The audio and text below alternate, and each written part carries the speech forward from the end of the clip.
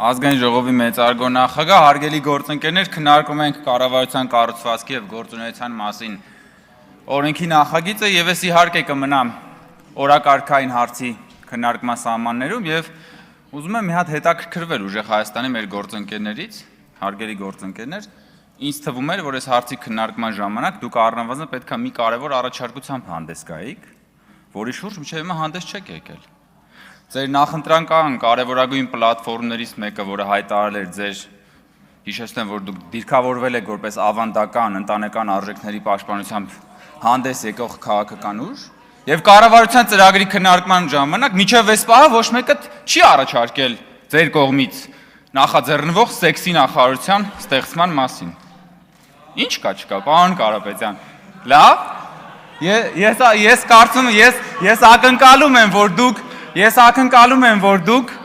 խմբակցության անունից ելույթի ժամանակ անպայման մենք 3 ժամյա ռեժիմ ունենք առաջարկների համար, որպես ազգային արժեքների պաշտպանությամբ հանդես եկող ուժ կներկայացնեք ձեր քաղաքական կարևորագույն ինտելեկտուալ նվաճմանը համարժեք սեքսի նախարարության ստեղծման առաջարկը եւ ի վերջո նաեւ ձեր ընտրողները պիտի տեսնեն, չէ՞ որ դուք հետեւողական եք։ Հետևողականության հետ կապված մենք այստեղ խնդիրներ ենք տեսնում։ Եվ քանի որ ժամանակը քիչ է, հարգելի գործընկերներ, ես չեմ հասկանում, որն է ձեր կռիվը արտաքին գործերի եւ միջազգային առևտրի հետ։ Բա խաղաղություն ունեցող երկրների արտաքին գործերը միջազգային